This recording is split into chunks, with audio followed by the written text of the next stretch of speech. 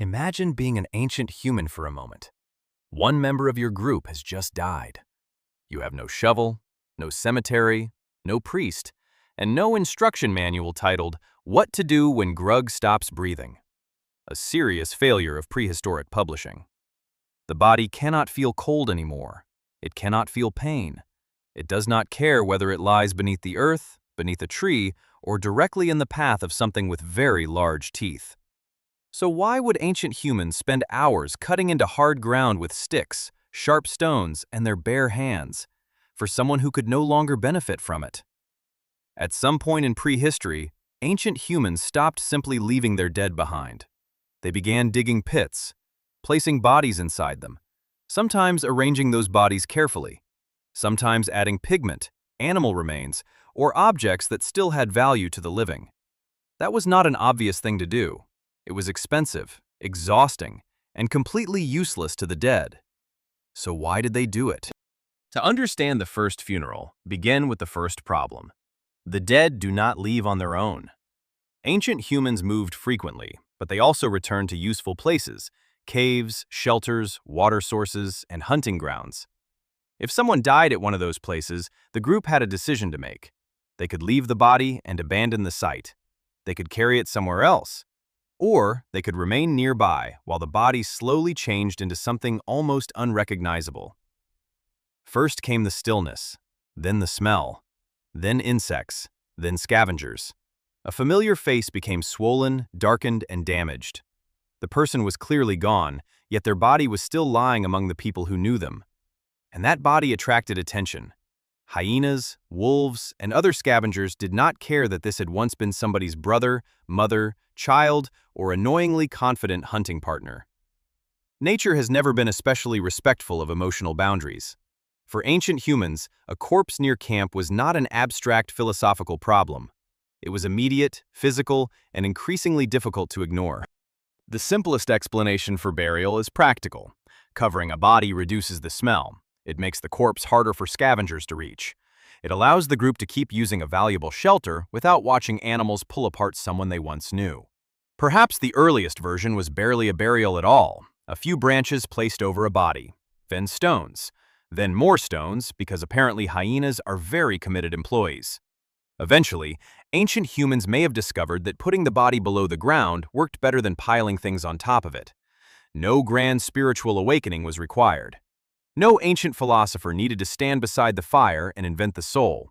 There was a body. The body caused problems. A hole solved several of them. Except, that explanation only takes us so far. If ancient humans merely wanted to dispose of a corpse, they could drag it far from camp and leave it. It would be faster.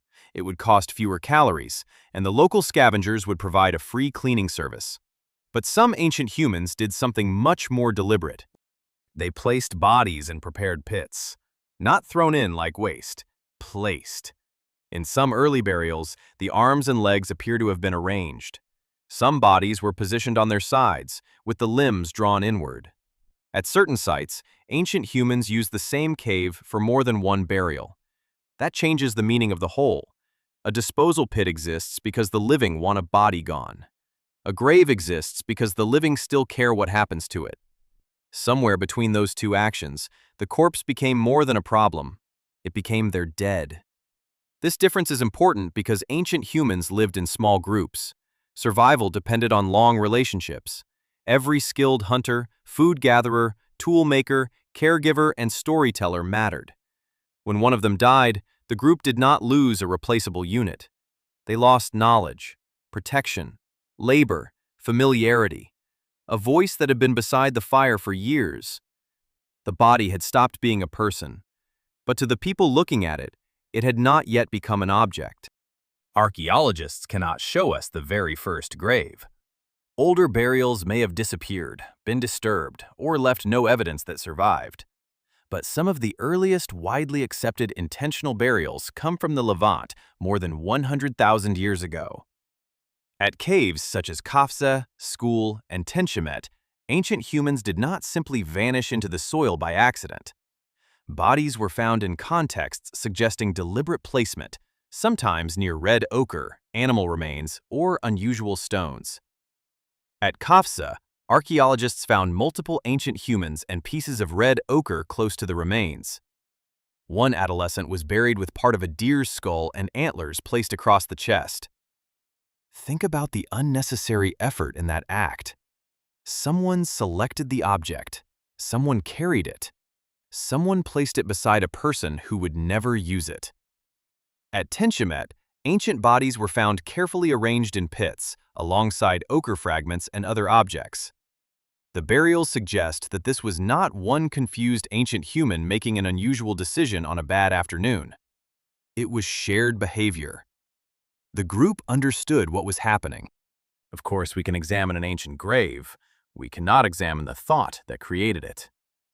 Ancient humans left bones, stones, and pigment behind. Their beliefs did not fossilize. They may have understood that death was permanent, or perhaps they thought some invisible part of the person continued elsewhere. Consider what death looked like without modern biology. One moment, a person moved, spoke, remembered, and recognized you. Then the body remained, but all of those things were gone. Where did they go? It is a question so natural that even a child can ask it, and so difficult that thousands of years of religion and philosophy have failed to produce one answer everyone accepts. Ancient humans may have dreamed about dead relatives. In those dreams, the dead could walk, speak, and hunt again. A person buried yesterday might appear completely alive that night. Without knowing how dreams worked, that experience may have felt less like imagination and more like a visit. Perhaps the dead were not gone. Perhaps they had simply gone somewhere the living could not follow. This could explain why ancient humans sometimes placed meaningful things beside a body. If the dead person continued somewhere else, perhaps they still needed tools. Perhaps ochre marked the body for a transformation. Perhaps animal parts represented identity, status, memory, or a story understood by the group. Or perhaps the objects were not supplies for the dead at all. They may have been gifts from the living. There is an important difference. A useful tool kept by the group helps everyone survive. The same tool placed in a grave is removed from circulation. Ancient humans were giving up something real in exchange for no obvious material reward. Economically questionable. Emotionally familiar. People still place flowers on graves today, although the dead have shown very little interest in gardening. The object does not need to help the dead. Its purpose may be to express something the living cannot say directly. You mattered. You belong to us. We remember who you were. The gift inside a grave may have been one of the earliest messages sent to someone who could never answer. Ancient humans did not need a complex theory of the afterlife to feel grief. Grief begins with attachment. If you have shared food with someone, slept beside them during dangerous nights, protected their children, and depended on them for survival, your mind expects that person to be there tomorrow. Then tomorrow arrives without them. The body creates a cruel contradiction. It looks like the person, but it does not behave like them. Part of the mind may understand what happened, while another part continues waiting for movement, breath, or recognition. Burial changes that unbearable image.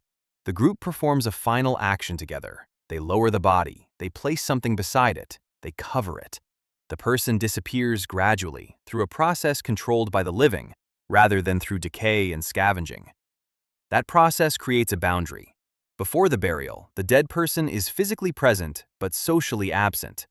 After the burial, the body is absent, but the person can remain socially present in stories, memories, and the place where the group left them. The grave does not only contain the dead, it contains the grief of everyone standing around it. Burial may also have changed the way ancient humans understood their group. When several people work together to bury one member, they make a public statement. This person was one of us. The funeral tells every witness how members of the group will be treated, even when they can no longer hunt, gather food, defend themselves, or return a favor. That matters in a dangerous world.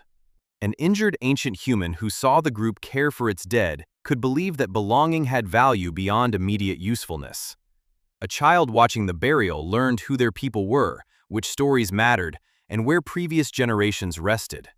Repeated burials could also connect a group to a place. A cave was no longer merely dry shelter. It was where parents, children, and companions had been placed. Leaving that place now meant leaving part of the group behind. The dead could become anchors, tying ancient humans to territory, memory, and one another. So the first funerals may not have appeared because ancient humans already had complex societies. Complex societies may have grown partly because ancient humans began remembering their dead together. There was probably no single ancient genius who invented burial. No one stood on a rock, raised a finger, and announced, "From now on, everyone goes underground." Although that would have saved archaeologists a great deal of confusion. Burial may have emerged many times, for different reasons, among different groups of ancient humans. One group may have buried a body to protect it from scavengers. Another may have covered a child because they could not bear to abandon them. Another may have feared the dead returning. Another may have believed the person was beginning a journey. Practical behavior could become emotional behavior. Emotional behavior could become tradition. And once a tradition existed, the next generation did not need to invent an explanation from nothing. They buried the dead because the people before them had done the same. This is how many human customs begin. First, an action solves a problem. Then the action gains meaning. Finally, the meaning becomes so familiar that nobody remembers the original problem. We should not look at red pigment or animal bones and immediately declare that ancient humans believed in heaven, ghosts, or rebirth. The evidence cannot tell us that much. A carefully arranged body shows deliberate behavior. Objects in a grave show that the burial involved choices.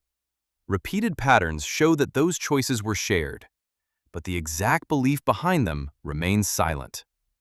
That silence is not a weakness in the story. It is the story. Ancient humans were already doing something recognizably familiar, yet the world inside their minds is still out of reach. Maybe a grave was a doorway. Maybe it was a prison meant to keep the dead below. Maybe it was protection from animals. Maybe it was simply the gentlest place they could imagine putting someone they loved. One grave could have meant all of those things at once. Ancient humans did not divide life neatly into hygiene, emotion, religion, and social policy.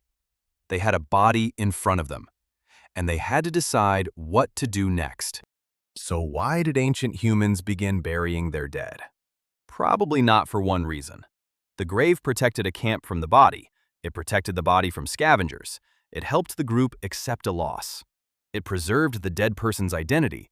And perhaps it gave ancient humans somewhere to place a question they could not answer. Where did you go?